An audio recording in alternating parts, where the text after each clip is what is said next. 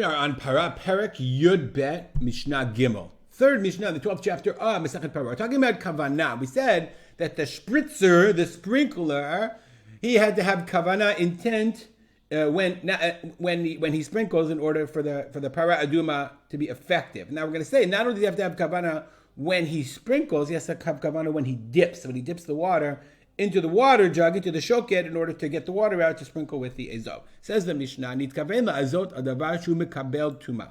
So when he dipped, like he's got a spoon, it's davar she mekabel tuma. So he had intention to sprinkle on something that's mekabel tuma. Then v'hizal davar she'eno mekabel tuma. But he, for whatever reason, he saw a stump of wood, a rock, not mekabel tuma, and he sprinkled on that thing. Im yesh be'ezov. So if there's still water on the ezov, lo yishne.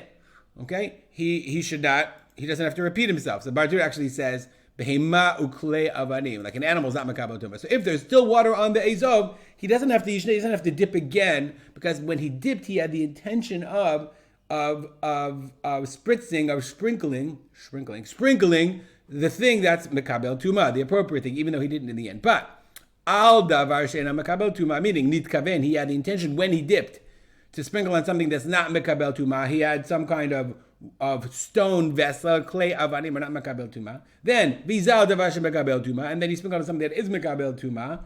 Then that didn't count, and therefore im yesh be'ezov. If there is still water on the ezov, yishne, he still has to dip. That's what the Bartidura says. Im taval ha'ezov, if he dipped the ezov, kedei la'azot davar she'eno mekabel tuma, with the intention of sprinkling something that is not mekabel tuma.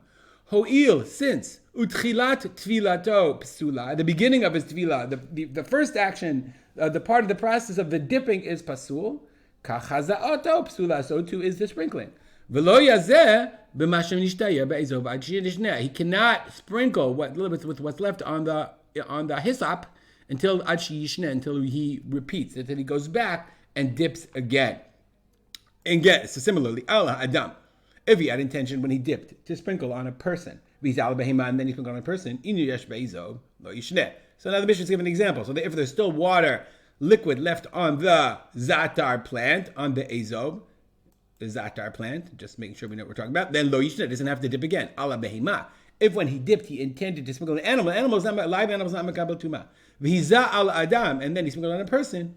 Im yash ba'ezov, if he has on the ezov, yishne, nonetheless, he still has to dip again. He has to start over. Says the Mishnah, Hamayma min natfim. Nituf is dripping water, the water that's dripping. Let's look at the Bartunu for a second. Water that drips min ha'izov, from the hyssop. Sheet below the shem davar she'eno mekabel. Remember, so if I dip the ezov in my water, just a visual aid here, with the intention of sprinkling on an animal, somebody said I have to dip again. So this dip is not good. Okay? And then what happened was that water dripped back down into the bowl. Ksherim, the water is still kasher, meaning the lack of proper intention when I dip doesn't negate the water.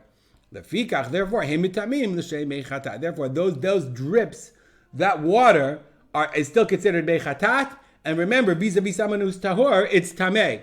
So therefore, it's mitameh, the same way as normal mechatat. We'll stop here, dedicate our learning to memory of my father, Rav Simcha ben Yitzchak Kalman. Make it a great day.